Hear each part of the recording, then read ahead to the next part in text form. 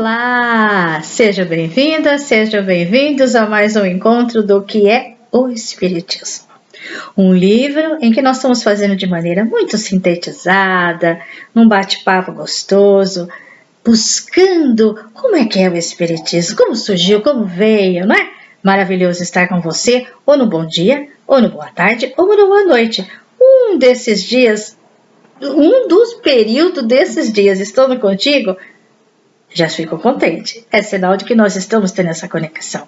Vá visitar o canal, coloque seu positivo, coloque seu negativo, dê as suas sugestões, que é muito importante para nós saber se a gente está indo no caminho certo. É isso aí. Então fica aí a dica de conhecer o canal e de estar acompanhando esse livro que é o de interesse de todos nós, como de Kardec naquela época, de ter um livro onde pudéssemos estar explicando o que é o Espiritismo de uma maneira para todos, para toda pessoa que quiser conhecer, mas conhecer o que é o Espiritismo sem conhecer o seu fundador, fica um pouco meio fora de sintonia. Por isso que nós estamos conhecendo Allan Kardec. Tivemos o capítulo anterior, aonde ficou esse diálogo com esse novo espírito que se manifestou, e hoje nós vamos falar justamente desse diálogo, que é um diálogo assim maravilhoso, onde tudo aquilo que nós falamos no capítulo anterior veio trazer o que é o Espiritismo, esse trabalho coletivo, essa doutrina que foi ditada pelos espíritos numa língua universal, onde uma equipe grandiosa participou junto com Kardec para trazer todos esses ensinamentos para nós, ditados pelos espíritos. Então vamos lá, o diálogo. Então, ficou da semana passada a resposta de Kardec dizendo assim: o que eu escrevia era precisamente relativo aos estudos que fazia sobre os espíritos e suas manifestações. Respondeu. Aí continua Kardec. A vossa desaprovação versava sobre o capítulo que eu escrevia ou sobre o conjunto do trabalho? Resposta do Espírito. Sobre o capítulo de ontem, faço-te juiz dele.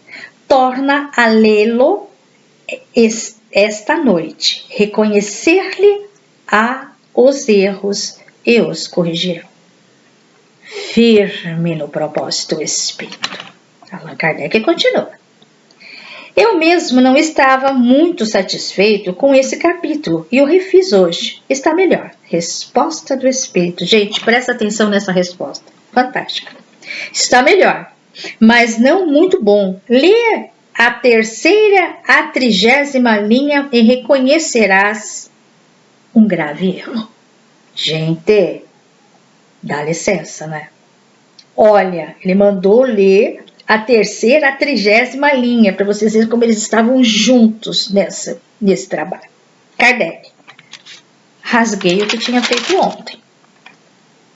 Resposta do Espírito. Não importa, essa inutilização não impede que subsista o erro. Relê e verás. Não importa, essa inutilização não impede que subsista, ou seja, que substitua o erro. Relê e verás. Kardec responde: o nome de verdade que tomais é uma alusão à verdade que procuro? Resposta: o que é alusão, né, gente? Oi? Alusão é uma exemplificação, é uma ideia. Então, Kardec estava à procura da resposta do mistério da vida, à procura de respostas de várias perguntas, um pouco como ele falou, melindrosas, mais profundas, com um texto mais aprofundado. E ele responde: talvez, ou pelo menos é um guia que te há de auxiliar e proteger. Veja só. Olha que resposta que ele deu. Kardec: posso evocar-vos em minha casa? Resposta: sim, para que eu te assista pelo pensamento Mas quanto a respostas escritas em tua casa, não será tão cedo que as poderás obter. Posso evocar-vos em minha casa? Sim, para que eu te assista pelo pensamento. Mas quanto a respostas escritas em tua casa, não será tão cedo que as poderás obter. Então tem algumas respostas escritas na casa dele, que não será o momento, não é agora. E para vocês terem uma ideia, gente, a gente para pensar como esse trabalho foi grandioso na espiritualidade, junto auxiliando Kardec. Vocês prestaram atenção nas respostas? Um espírito que estava acompanhando, um espírito que sabia onde poderia ser corrigido, um espírito que está dizendo que tem muitas coisas, porque o Kardec era um pesquisador, gente, ele era um cientista, ele ia a fundo, ele era além. Mas o além dele não estava de acordo com aquilo que nós, naquela época, eu falo nós porque sabe, a gente estava naquele período lá, nós poderíamos entender. Então tudo, ele estava lá. Mas será a preocupação dos espíritos, a gente percebe, é que as pessoas consigam entender dentro daquele contexto, naquele período. Se até agora a gente lê, às vezes, como eu falo, eu leio o livro, quando eu leio de novo, eu já vejo com uma outra visão, é uma visão complementar daquilo que eu tinha entendido. Imagine naquela época a preocupação tão grande dele, por isso que ele lançou o que é o Espiritismo. É a preocupação das pessoas entenderem, porque se para ele, um estudioso, um cientista, membro da Academia de Ciências e Letras de Paris, ele teve as dificuldades do entendimento para poder ele se conscientizar da certeza de que ele poderia passar esse ensinamento para as pessoas através de uma doutrina. Então a gente verifica, quando a gente viaja, que eu falo, lá para o século XIX, a gente começa a ver que trabalho que esse homem teve. Porque hoje, para nós, eu sempre falo, é mais tranquilo. Já passou a codificação, hoje nós temos as federações, tanto a Federação Espírita de São Paulo como a Federação Espírita Brasileira, onde eles passam para nós todo o conteúdo da doutrina através das escolas, através dos livros. Mas e lá, que ele estava ali, diante dos fenômenos, diante daquela situação aleatória, aonde ele tinha que organizar as questões, as perguntas, aonde ele tinha, devo perceber que o limite dele era aquele, os espíritos que estavam respondendo eram espíritos comuns como nós, que estavam do outro lado, mas ele queria mais questões. Então, gente, é uma situação de nós falarmos como é magnífico nós entendermos isso. O que é realmente o Espiritismo, como ele veio, como ele nasceu, de uma grande estudo, ou de uma grande conspiração do bem para o bem espiritual, junto ao plano espiritual, junto àquele local que foi Paris escolhido, junto a Allan Kardec, e lógico que eles tinham um plano B se caso ele falhasse. Gente, é maravilhoso.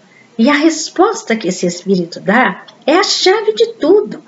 Então ele fala do lugar, ele fala da linha, ele já estava falando daquilo que tinha na casa de Kardec, porque Kardec já estava lá ano-luz. Peraí, então eu vou fazer outras perguntas que eu quero saber. Mas ele responde, nem tudo que está em sua casa você obterá respostas, porque não é o momento.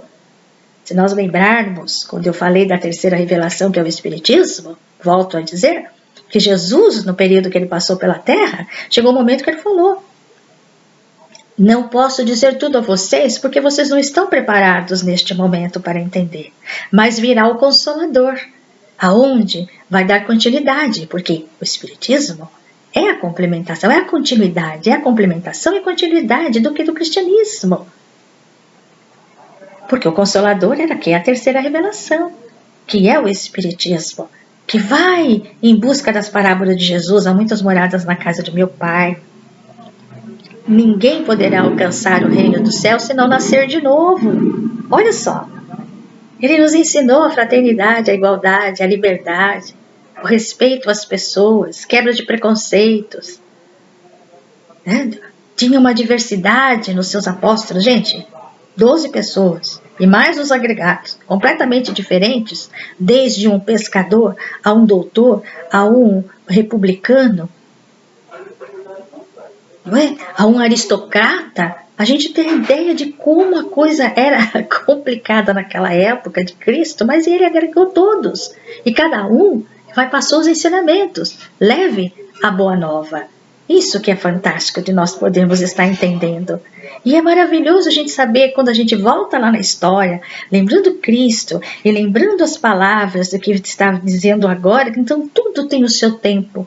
Assim como teve algumas revelações que na época de Allan Kardec ainda não teve, vai haver mais. Então, quer dizer, é uma continuidade. É como o amor de Deus, sempre emanando, sempre nos dando aquela vibração para que nós vamos cocriando, evoluindo do átomo ao arcanjo. Maravilhoso, né? Fantástico. E voltando lá. Aqui ele diz assim que ele não poderás obter. Aí Kardec continua.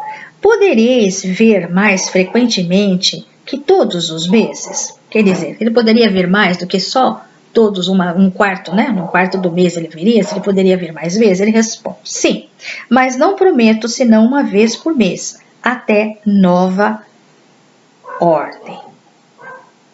Pergunta que não quer calar.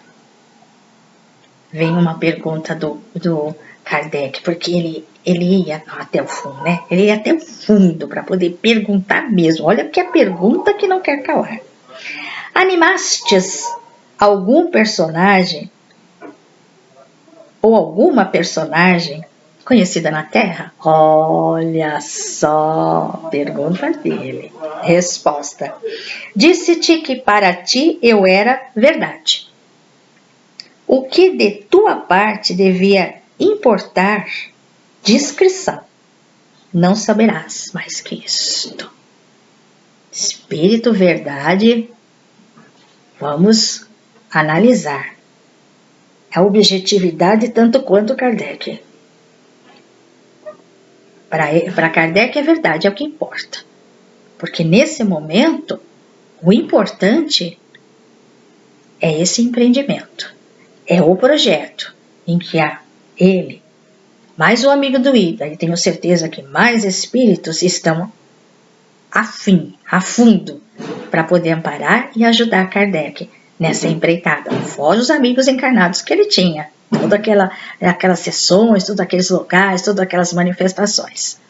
Então, eu pergunto para vocês agora, será que Kardec vai olhar o erro descrito pelo Espírito Verdade?